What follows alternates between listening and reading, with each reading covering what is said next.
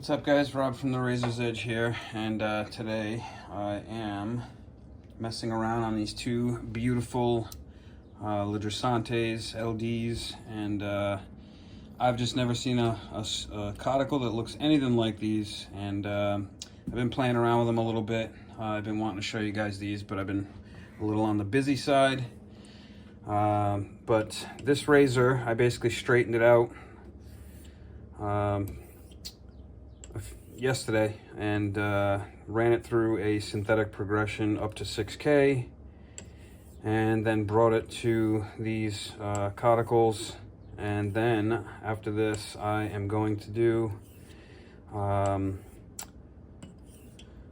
nice little Jnat Nagura progression, and so I figured I'd show you guys these stones before I go into the Jnat that I've also been wanting to show you guys. I've basically been using these stones against each other to create slurry because they are both the same type of stone or coticle. And so in a nutshell, I just wanted to show you guys these, and then, like I said, go into that Jnat progression. I did make some minor adjustments to the camera, so I'm hoping that the constant refocusing gets better, and we don't continue to have the same issues that I've been having with the way my camera is positioned. I don't have many other options right now for changing this camera. I actually have a cabinet up above over here, and I tried mounting it up there, but it wants to slide because of the paint that is on the cabinet. So I have like a little camera mount or phone mount connected to the edge of the counter here, and it only goes up so high.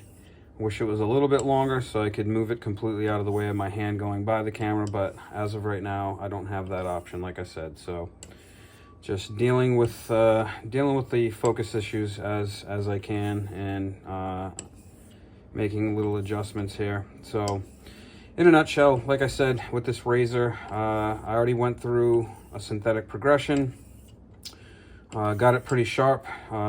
had to make some adjustments to this razor because the tip of the razor right here did this real big sweep upward. So I basically flattened this out, rebeveled it, and I can already tell the next time I use this razor, it's going to be night and day. I actually also had this razor taped up on the spine, and once I did the math on the geometry, found out that these frame backs really don't like to be taped. So, and you can see with this little bit of slurry, by the way, that these are actually fairly fast stones if you use a little bit of slurry. So this is the finish stage, if you will, of the bevel set. I've been using these to bring it from a 6K up to, you know, at least an 8K range, so that when I switch over to my Jnat, it's ready to go. So I'm gonna go ahead and run this on some water passes and reset up and put this Jnat out here so you guys can check that out. It's Jnat that I haven't showed you guys. I haven't actually done any Jnat videos or Nagura progressions, so that's the goal for today. So I'm going to end on this particular coticle, and I'm going to go over to the Jnat and reset up. So I will be right back. Welcome back, guys. This is my 4.5 Jnat. It has Karasu colors, so I'm basically just referring to it as a Karasu. I actually made a video already, changed the angle, and I did it in a slightly different format. And for some reason, when I brought both videos together, this half of the video got corrupted, and there was parts of the video that got all choppy, and it was kind of weird. So I figured I would just make it again. This is my Botan. I'm starting with that.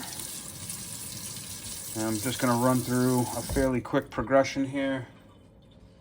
I'm not gonna kill the razor or any of that stuff. I just came off of synthetic progression up to 6K, and then went over to Milo Dressante and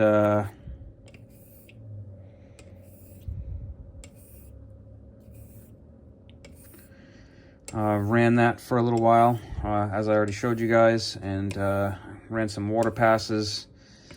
Went to the stone, and like I said, the file kind of got corrupted, so I basically brought this back over to the coticule, ran it again,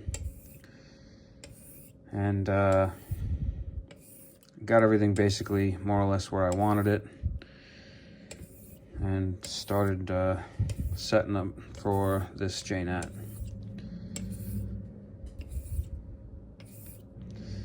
I already did the shave with the other edge, and the edges aren't, going to be pretty much any different from each other, so I'll still post that video later on after this one. And I rushed through that shave, so I nicked myself a couple times. Had a lot to do yesterday, so I just wanted to throw a quick shave on and get out of the house. So if I'm being honest, I'm gonna spoiler alert you guys and let you know that the shave was a little sloppy.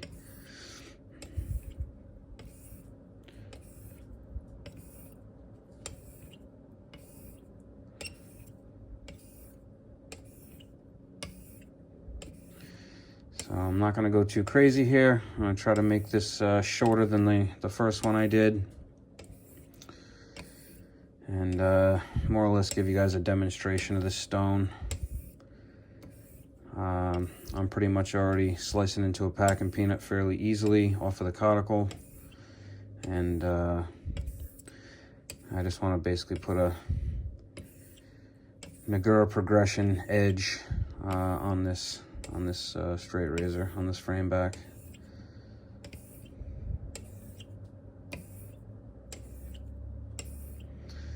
So because I already did everything and ran this through a progression, and like I said, yes, I did bring it back to the coticule, but on my first video I think I ran 2 Botan slurries, and then I ran 2 Tenju slurries back to back, which I'm not going to need to do this time. So that in and of itself should shorten this video up a bit and just give you guys a decent demonstration here. I've been meaning to show you guys this stone, but I've just had a lot on my plate, so it's always something, It's life. It's always getting in the way while you're trying to make plans. So I'm going to end right there on that Botan.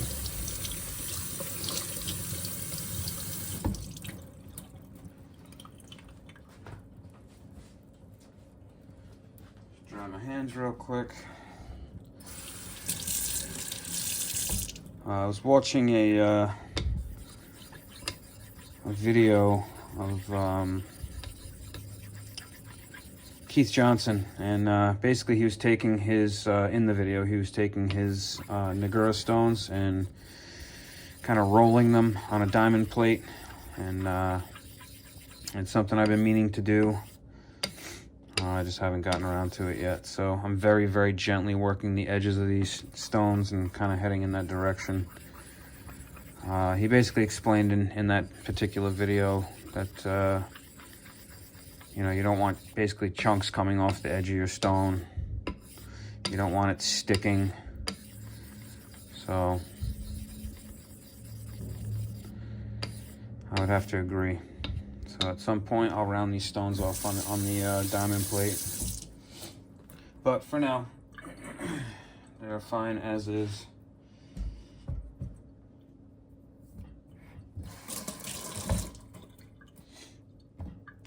Let me grab my spray bottle here real quick.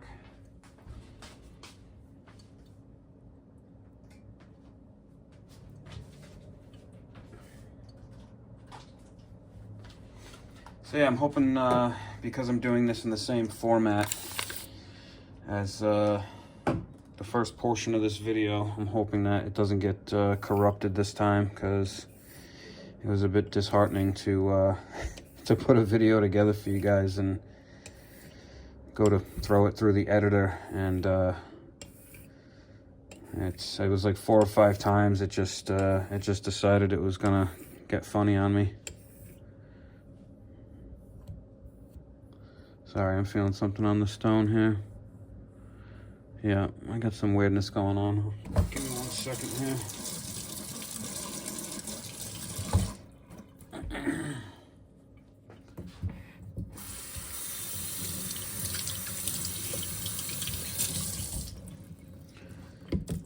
Just using my 600 diamond plate.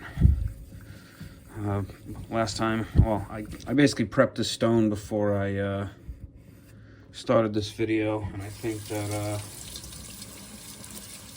the diamond plate stuck, and it put a couple of funny little nicks in the stone on the surface here. So, the problem is I can feel them, and I don't like that.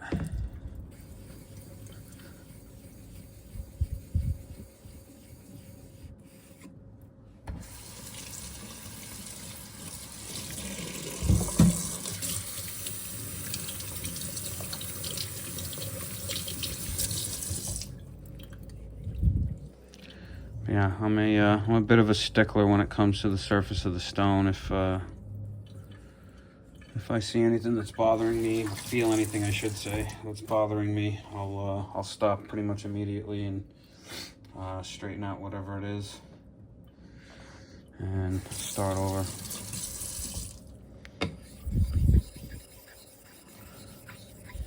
I can still see a little nick right here, so I'm hoping I don't feel that. I just don't want to trash the edge, because I know that we are definitely heading in the right direction for sure.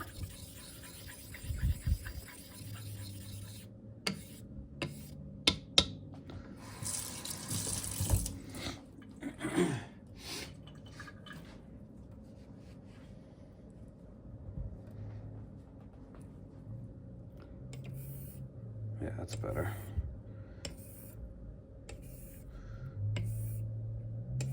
Yeah, it's much better. So yeah, if you guys ever feel anything funky on your stones, it's always a good idea to try to straighten it out. You can still feel something on this side, but nope, it's right there actually.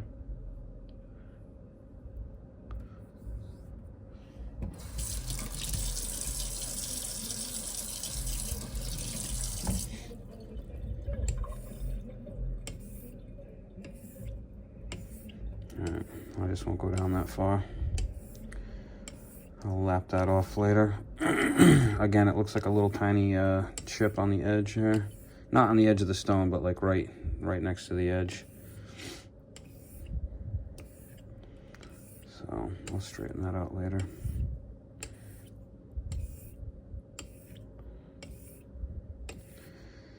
So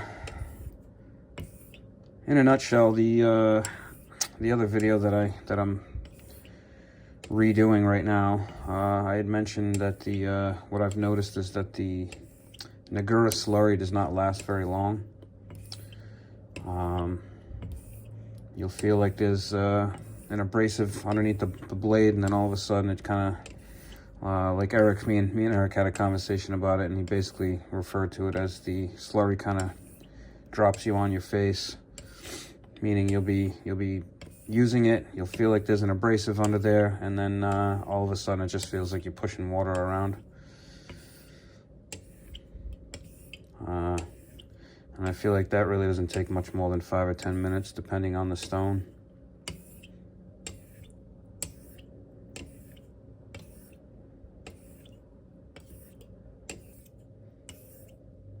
Yeah, it feels way better. Like I said, there's something over here. I'm just avoiding it for now.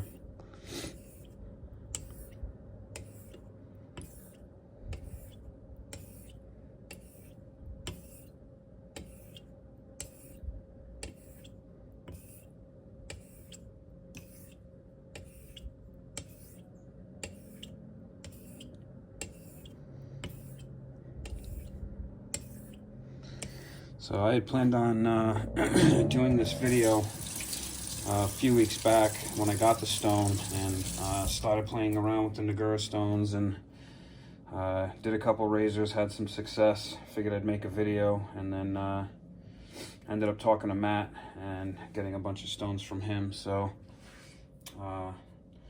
kind of side skirted the this video, and figured I'd make my way back to it. So that's basically what I'm doing. I even have a couple of coticles that I got. I basically bought a bunch of coticles off of Matt a few weeks back, and I've showed you guys a couple of them. I just got to show you the Lidrosantes, and now at some point I'll show you the other ones. I think I showed you guys the Lispetus one, but I got an LGB. I got a La Vignette with a natural backer. I got a couple. I got like six or seven coticles now, and I love them all. If I'm being honest, they all feel a little different. Some are fast, some are slow. They all kind of have their own personality. So this next stone I'm going to bring up here is a Majiru.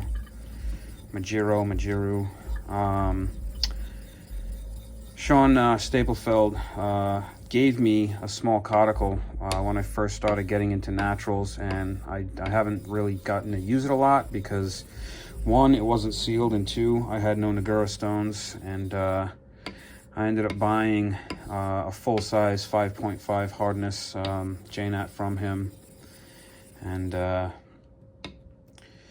I got everything sealed. I got this one sealed, and at some point I'll do videos with the other ones because I really enjoy those ones as well. This is my newest one, and I've just been playing on this one a lot.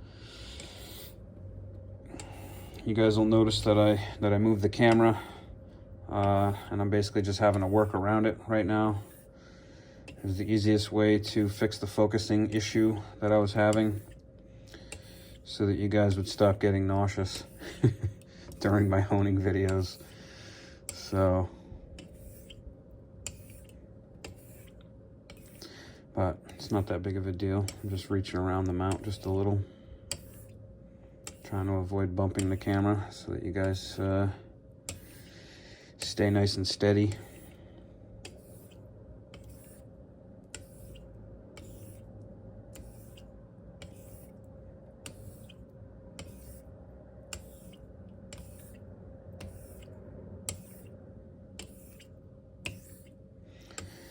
So I'm just doing a 4-stone progression. Kind of had a very short discussion with Greg Gallant about the Chew Nagura, and he said it has a really nice range to it. So at some point, I'd really like to get a Chew Nagura stone.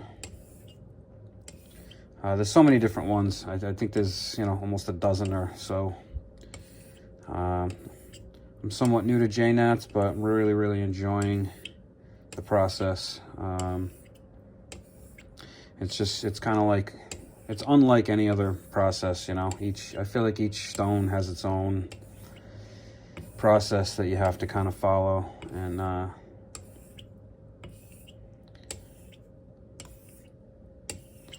definitely enjoying the whole Jnat world. It's pretty cool.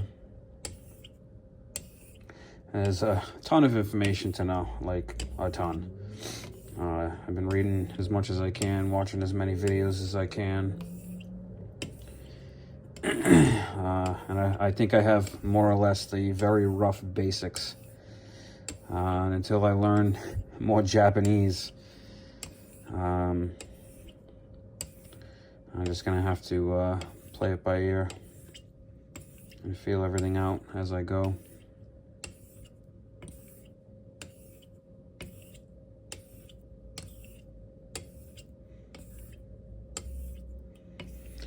And as I go through this progression, I feel like I just kind of like slowly lighten up on my touch.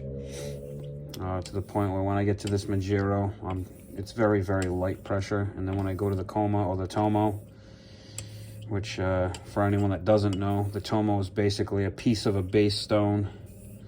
And from what I've learned so far, it seems like that's kind of like the finest slurry that you can make next to a Coma. So I usually stop on the Coma, which is going to be the next stone. But I feel like I need to take it further. I'll usually, after I strop, I'll come back. If it's not doing HHT like I want it to, I'll come back and run it on a Tomo for a little while, restrop, test it again, and usually it's right where it needs to be. But I haven't had to really do that too much. It seems like when you finish on the Coma, you're pretty much there. Personally, and I was just saying this to Sean Staplefeld this morning, he was asking what edge I think is more comfortable, a coticule or a Jnat. And I said, well, coticles are definitely comfortable, and Jnats are definitely comfortable. But if you get a Jnat edge too keen, it starts to become not so comfortable. And he agreed. So out of all the Jnat edges that I have felt so far, they've all been pretty comfortable for the most part. Oh, just bumped you. My bad. They've all been pretty comfortable so far, but I think I've had maybe one that was almost too keen to the point where it wanted to bite instead of being nice. It didn't want to play nice.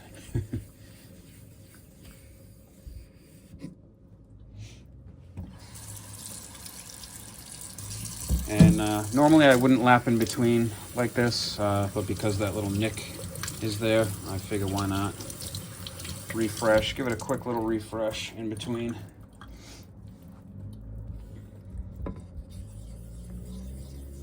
So this is my Coma.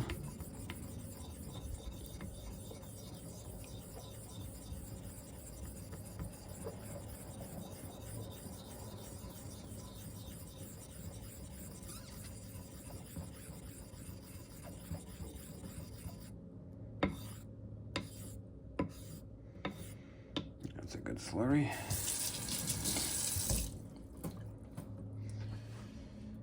You know, and I've seen different guys do it differently. I was watching a video with JPO the other day, and he was wiping a lot of the water off before he even made the slurry.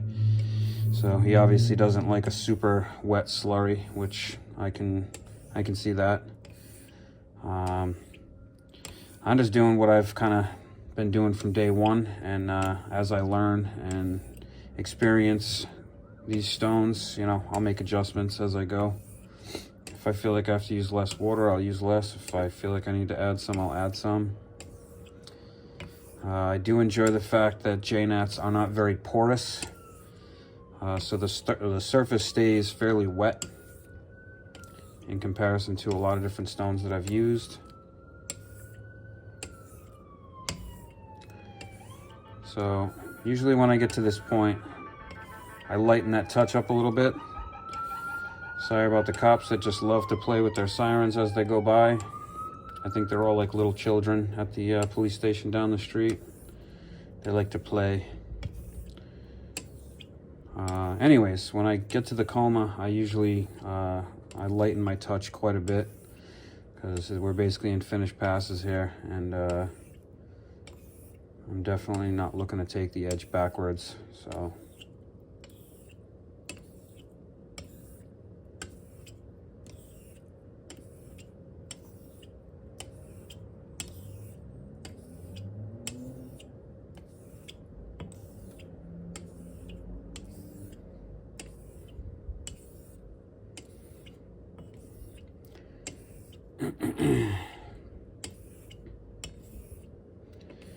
and I already feel like the edge on this is starting to stick a little bit. I definitely do not like that. I feel like it's a telltale sign that you're you know, getting there, but I definitely don't like to keep pushing when it's sticking. I feel like you're kind of in the danger zone when you do that, of bringing your edge backwards.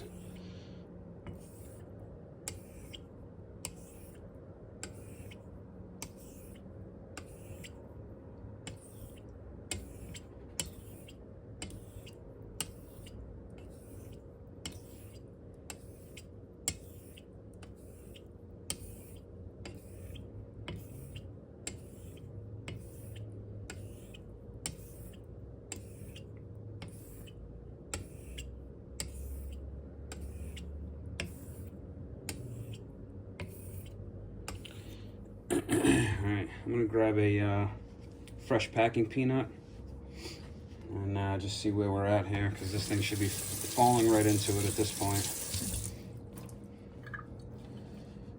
Get this razor nice and dry. Go get that peanut.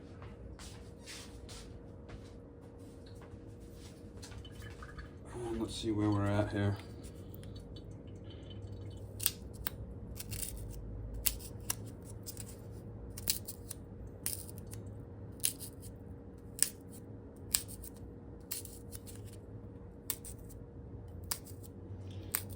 I don't know about you guys, but it looks to me like it's falling in pretty easily.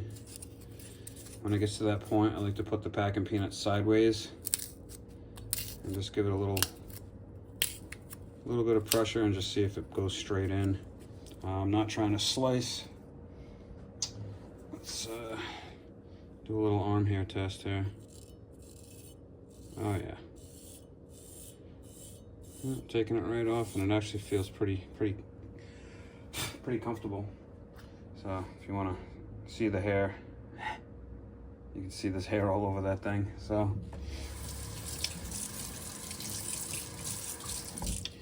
that actually went better than the first video, so it was not a bad thing to come back and go through the process again. Beyond that, it's good practice for me, so I hope you guys enjoyed that video, and we'll see you guys at the shave. You guys, thanks for joining me. You guys have a great day.